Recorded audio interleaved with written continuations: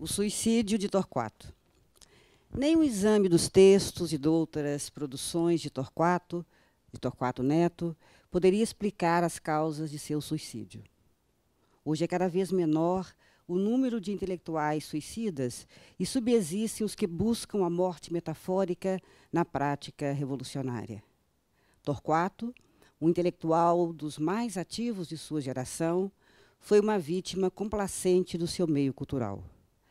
É subdesenvolvimento curtir inconscientemente o mito romântico de Werther. Em 1969, os jovens vanguardas da pequena burguesia se levantaram contra o sistema. As opções importadas do maio francês, do de Gurdjieff, do norte-americano, e do visionarismo debraísta foram absorvidas e praticadas pela nação moralizante. O sol se reparte em gritos, espaçonaves guerrilhas. Torquato foi um dos parceiros de Caetano, Gil e Capinã nas ilusões tropicalistas, um movimento intelectual pré- e pró-fenomenológico. O sucesso de Caetano e Gil anunciaram proporções sociais que provocaram reação oficial. Os adeptos da onda, que nunca perceberam as origens e os limites da dupla baiana, desandaram em novos caminhos, alimentados pela apologia dos idealistas ao nacionalismo. Em 1970, algumas vanguardas legais curtiram a morte da razão e o amentismo político. O fracasso das esquerdas brasileiras justificava essa saída para a filosofia da curtição, segundo a qual tudo estava legal. Quase todos os jovens intelectuais cariocas admitiram que a caretice era culpada da esquizofrenia histórica. A caretice nunca se concretizou em objeto de análise. Apareceu e continuou o fetiche endiabrado a ser combatido com mágica. Contra a caretice espúrgica se formaram blocos que mascaravam a frustração com a maravilha romântica de viagens e baratos. Intelectuais mais inquietos, como Torquato, abriram pregação contra a cultura como linguagem da caretice, mas não esconderam o desejo de fazer alguma coisa capaz de lhes dar poder numa sociedade violenta. Esculhambando a direita e a esquerda nos rastros anarco-autopromocionais de porta-voz cinematográfico pequeno burguês do radicalismo tropicalista, Caetano e Gil e Oficina, Torquato, Caetano versus Gil versus Oficina, Torquato fundiu a cuca no momento em que percebeu a existência da razão que sujava sua prática romântica. Werther analisa a sociedade em que viveu e o texto de Goethe deixa claro que o suicídio de Werther é uma tese alienante. A história não se transforma por negação. O suicídio de Werther é metáfora dialética da luz que o saibo-alemão projeta. Os discípulos suicidas de Werther se sacrificaram a vida ao desprezo gerado pela ignorância da neurose. Os intelectuais confundem imaginação com afetividade e Sartre, analisando Flaubert e o idiota da família, tenta explicar como a razão supera a neurose e produz a estética. O autentismo de Flaubert para a Comuna de Paris se justifica dialeticamente em sua obra, a mais completa versão da história francesa do meio do século XIX. Mayakovsky, suicida célebre, ausentou-se quando o conhecimento pré-científico das artes poéticas foram superadas pela indiscutibilidade da dialética científica. A náusea e o absurdo dos existencialistas passaram a ser discutidas com o avanço do revisionismo freudiano e negadas pela psicanálise épica do Reich. A morte passou a ser encarada como matéria de transformação. Daí, a diferença entre o mártir e o suicida. Quando Caetano e Gil voltaram ao Brasil em 1972, Torquato oscilava entre o tropicalismo musical e o digrudismo cinematográfico. Em 69, andou pela Europa, onde chegou a ser preso pela polícia francesa. Segundo uma carta de Zueni Ventura a Tasso de Castro, de 1970, Torquato estava descobrindo o mundo no Piauí. Ele era um poeta nordestinista que se renovou em contato com Capinã, o melhor discípulo do baiano Florisvaldo Matos, que forma com o gaúcho Valmir Ayala e com o paulistano Mário Chamy o triunvirato dos melhores poetas brasileiros da geração de Mauro Faustino. Estes poetas são cantores historicamente integrados e nisso diferem dos concretistas, idealista da superestrutura do modelo.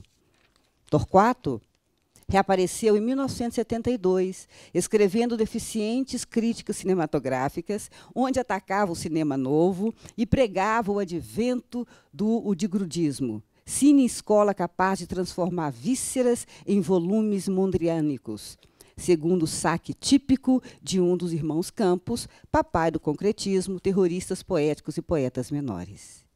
O texto do digrundista Me Segura Que Vou Ter um Troço, do baiano Olo Salomão, 1972, expressa o equívoco literário. Pré-epidérmica dos fragmentos vanguardistas publicados nos anos 50 no suplemento dominical do Jornal do Brasil, parênteses, Lixaria Colonizada de Joyce Cia, fecha parênteses. O texto encontrou adeptos ignorantes de um passado mais rico e já discutido pela barra dos anos 60. O mais interessante do texto literário da temporada Sargento Getúlio, do baiano João Ubaldo Ribeiro, foi e continua curtido apenas nas áreas materialistas, enquanto o centro das atrações literárias continua sendo, por força das circunstâncias permissivas, os andradismos, Oswald de Souza, saqueados por fetichistas que recusam admitir Serafim Ponte Grande com o epitáfio de um palhaço da burguesia. Como é duro ser casaca de ferro. Os abutres de Oswald são ironicamente boêmios. Ver prefácio de Serafim Ponte Grande. Mitificado pelo narcisismo original de Caetano, estes intelectuais foram justificados pelo fascismo literário dos concretistas e pela volúpia de poder de Hélio Oiticica. A elitização desse grupo se resume nas ideias correntes que pregam a morte dos pobres, obscuros e feios. Deste grupo produtor da divulgada beleza nacional, fizeram sucesso Jorge Maltner, que se lançou em São Paulo abertamente anticomunista nos tempos de Jango, Hélio Oiticica, paternalizado por Mário Pedrosa e Ferreira Goulart, Helena Inês, lançada por Martins Gonçalves, Joaquim Pedro de Andrade, Teatro Opinião e Cine de Grude, Júlio Bressani, imposto e financiado pelo Cinema Novo, Rogério Cicanzerla, parido por Walter Hugo Cury e Gustavo D'Aldo, Caetano e Gil, herdeiros idealistas das vanguardas da Bahia, Rio e São Paulo, Gal Costa, ascensão nacional de Caetano e Gil. A liderança ideológica dos Udigrudes é dividida entre Luiz Carlos Maciel, Capinã e Rogério Duarte, que não é conhecido do grande público, mas é genial e geneticamente estruturado ao núcleo baiano. Os concretistas exercem apenas uma função de fiscais estéticos para manter este poder, diplomam todos aqueles que compõem com as discutíveis teorias quanto à morte do verbo. Desde o sucesso do SDSB, nenhum jovem poeta brasileiro, a não ser Mário Chamy, enfrentou o fascismo concretista. Ferozes críticos dos intelectuais revolucionários, os concretistas se estabeleceram na burocracia beletrista e utilizaram Caetano Veloso, o jovem poeta nacional por excelência, como locomotiva de apoio às suas estéreis montagens verbais.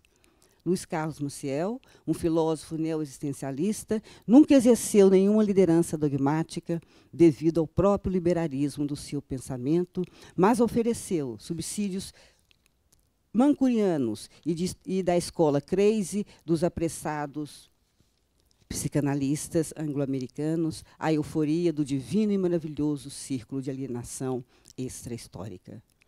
Fora de série, tem intelectuais idealistas não parecem descobrir a realidade com o aumento do produto industrial bruto. Capinã se mantém ambiguamente equilibrado entre sua prática dos anos 60 e o oportunismo profissional dos anos 70. Jorge Maltner tentou impingir seu beatiquinismo maculado em hipismo e heliotística, descobriu na sala de espera do cinema, em excelente meio publicitário, para vender seus parangolés. Rogério Duarte, poeta, músico, cineasta, plástico e visionário, sempre foi contrário ao dogmatismo, mas a lucidez de suas críticas e força metafórica de suas invenções continua exercendo caótica influência sobre aqueles que dele se aproximam, inclusive Caetano e Gil. A única influência política notável sobre os Udigrudes vem da prática dialética do Oficina, que se dividiu esquematicamente em materialismo, Fernando Peixoto, e idealismo, José Celso Martinez. Mas este grupo pertence à geração nacional popular do Arena, Cinema Novo e Lucasianos. A proclamada vida dos Udigrudes cresceu no Brasil com a morte de Jimi Hendrix e Janis Joplin. Vedder era apenas um urubu do paraíso. As notícias do sacrifício da primavera culpabilizaram os divinos maravilhosos que continuaram como mensageiros angelicais de Nixon a pedir morte da cultura e da civilização. O já era integrou o nada ao ser histórico. Esta regressão ao terceiro mundo, a charlatanice de Marcuse, Rubin, Léry, Cooper, Lang e Cia podem ser explicadas por uma análise econômica e política. Torquato aspirou gás e inspirou ironias nascidas do medo de não se descobrir nascido diante do espelho. O espelho deve ser infalivelmente divino e maravilhoso. E maravilhoso é quem não for rico, famoso, gênio e lindo de se matar. E lindo deve se matar. Esta era a ideologia reacionária do jovem Antônio das Mortes em Deus e o Diabo na Terra do Sol, convertido à justiça e à beleza e o dragão da maldade contra o santo guerreiro. O pensamento mágico, linguagem da ignorância, leva à submissão ao misticismo e à morte histórica. A materialização dialética é um fato científico e a mágica é um objeto de análise e não método dialético de liberação. A fenomenologia é um dilatentismo francês, tardio quanto ao desenvolvimento da determinante da vanguarda alemã do século XIX, que desmitificou a miséria do idealismo hegeliano nas figuras de seu profeta Feuerbach. Como Torquato era um intelectual idealista que levou de parceria com Gil as virtudes da natureza e da sociedade, louvação, é óbvio que sofreu do mal Rui Barbosiano diante do tanto ver triunfar a nulidade. O interesse dos concretistas está na sua predisposição científica, que recusa o fetiche da metáfora idealista e seu limite na impossibilidade de produzir uma metáfora materialista, histórica e dialética. Glauber Rocha, texto inédito, leitura improvisada.